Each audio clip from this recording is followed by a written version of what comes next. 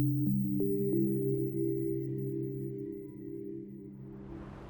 Mark. Hey, Jules, how are you? Good, how are you? Good. Thanks for sitting down with me.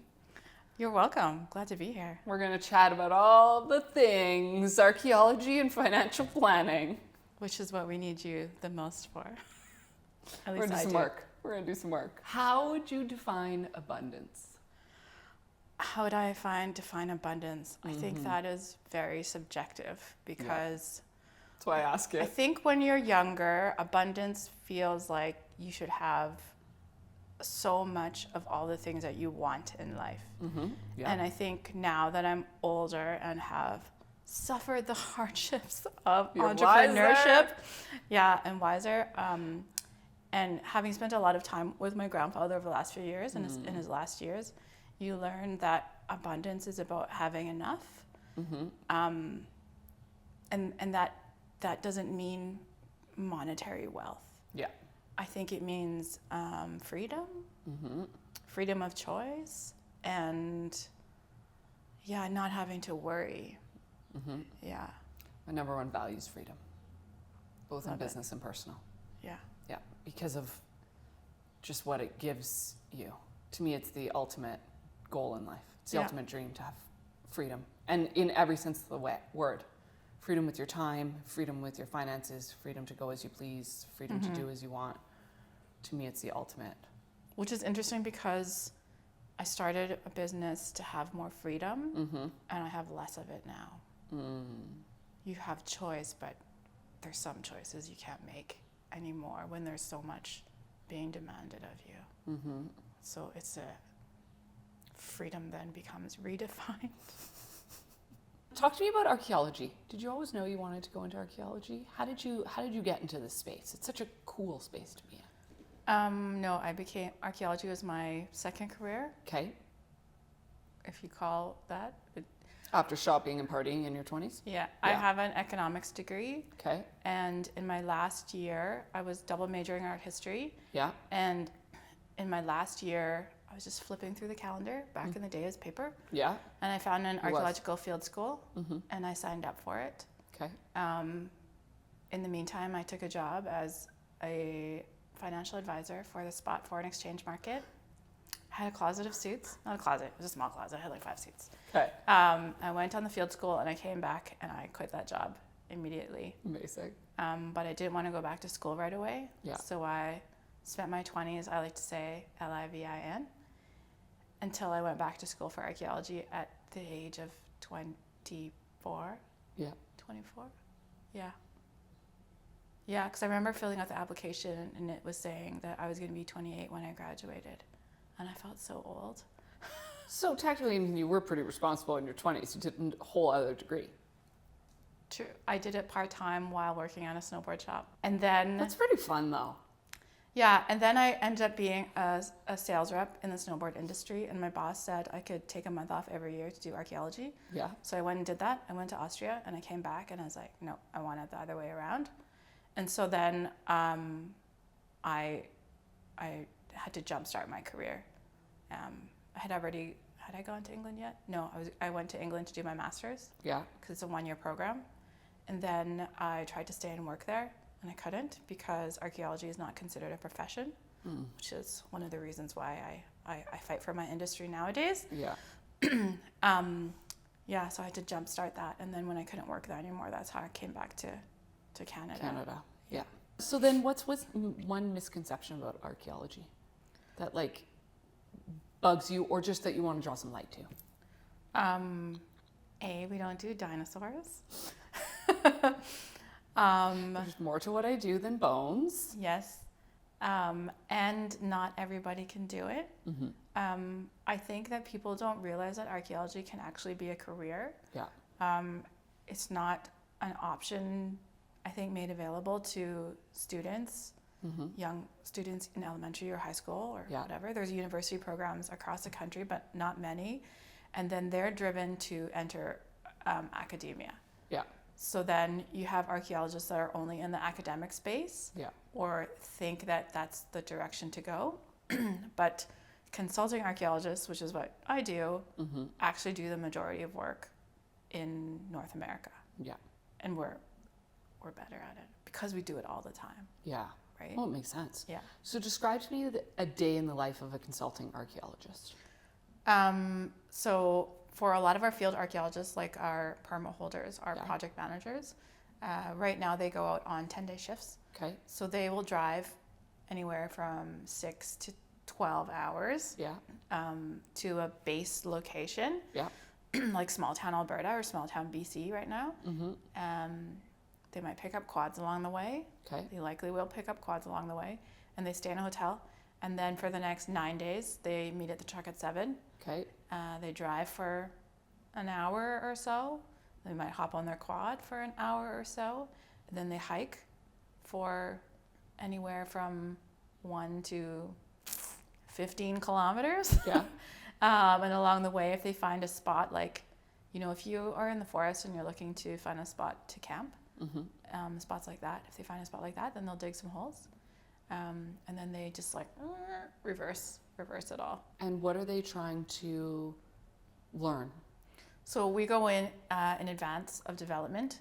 So we have a footprint where someone is looking to develop something. Yeah. We'll go to that footprint and we do the testing to see whether or not there's archaeology there. It's really presence or absence. We dig a hole, is there something there or not? Okay. And so if there is, then we go back to the client and say, would you like to move your project or would you like to mitigate it? Yeah. And we're always hoping for the mitigation because that's when it's the excavations that you see on TV or National Geographic That's or when you whatever. get to find cool stuff. Yes, you get to find more stuff and you're going to find it because we can go days without finding a thing. Yeah. And you start to lose hope and you're like, do I even know how to do my job? Yeah, exactly. Yeah. And again, you're outside, you're in nature, it's not chained to a desk, but also it is extra cool to find stuff. Yes, because otherwise you're dealing with bugs and bears and is it raining? Is it 38 degrees? Yeah. I'm away from home. There's lots of different challenges, definitely pros and cons. Yeah. Let's talk about your Indigenous inclusion strategy. This is a very important thing and a big step for you. So tell me all about this. Yeah, I think that ever since all those potential burials were discovered in BC, it shone a brighter light on the residential schools. I think the majority of the population doesn't know about residential schools, and then they don't know about the trauma that Indigenous people still deal with today.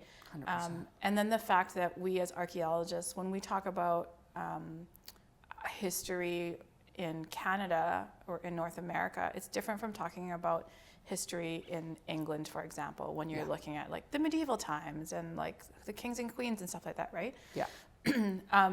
So I think it's really important because it's a living history still. Yeah. So all the artifacts we find are still tied to people that are here today who can speak to it and who have input on the interpretation, right? Because archaeology as a discipline is a Western social science.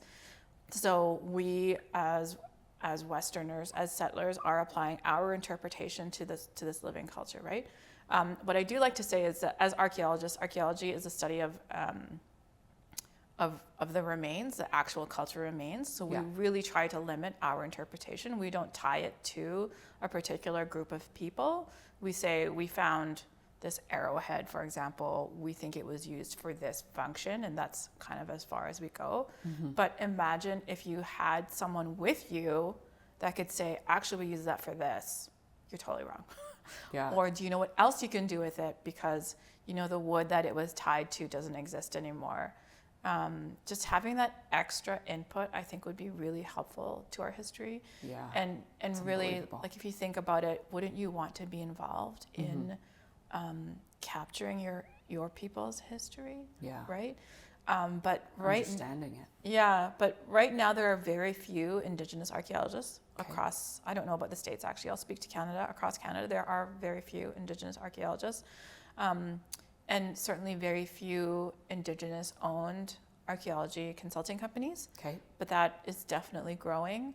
And so, so it's our goal to help increase inclusion in that space, increase the number of Indigenous archaeologists.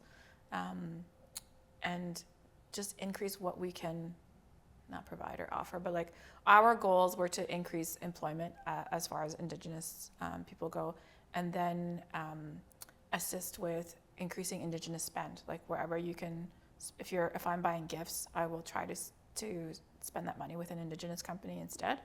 And the stories and the history behind it are so important. Yeah. I love that. You need the past to look forward. So talk to me how that ties in with the Fairfield Foundation. The Fairfield Foundation is slightly different. I like to say that, like in archaeology, we go from what we know to what we don't know. Yeah. And so for me, the Fairfield is about female archaeologists. I have seen so many women that come through my company, or I hear of friends of friends, women that feel that they can't do the job for whatever reason, or they feel that, you know, if there's an opportunity, they're less likely to ask for it. Yeah. Whereas the men will step up pretty much right away. And back in the day when you could ask, like, oh, what's the wage that you expect? The men always asked for more. Yeah. And you see it, there's a lot of imposter syndrome, there's confidence issues. And then through the discussions with some of our founding directors and a couple of the online panels we have, we see in the academic space that there's still a lot of gender bias.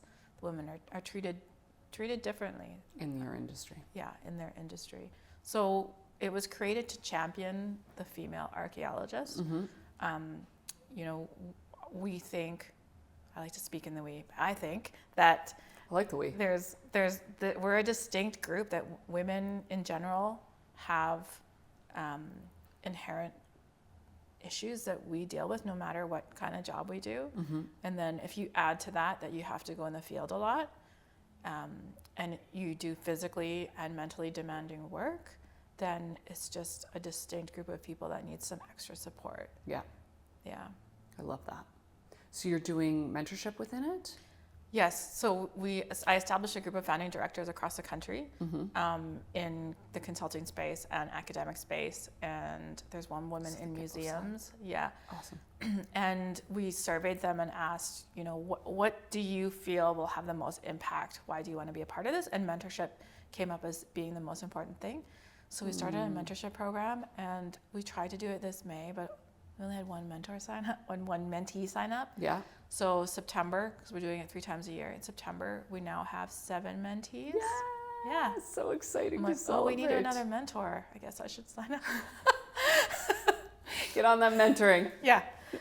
I love that. I think it's exciting.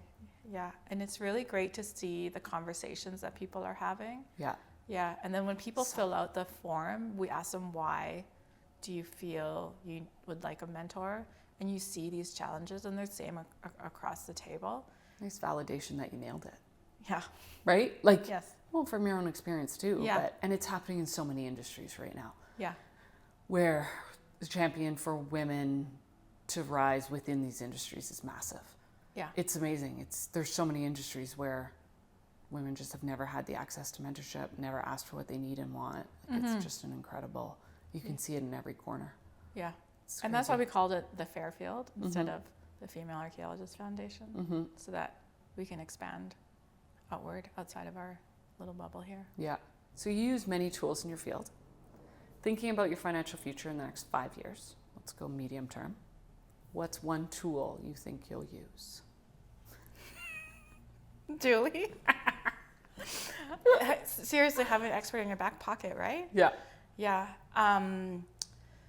Yeah, I mean, I don't believe in having all my eggs in one basket. I think that we've discussed this in the past, right? Is that, you know, I have my personal RSPs and my personal TFSAs, but I have my holding company and I have my operating company. Yeah. How do I ensure success on all 3 of those levels? Yeah. And then especially personally, as I get older, like, let's record this, and I'm turning 50 next year. Like, how much longer am I going to work? And do I have enough wealth to retire when I want to retire? Yeah. Right? And live the retirement that you want to live. Yes. And because right now, I think the answer is no.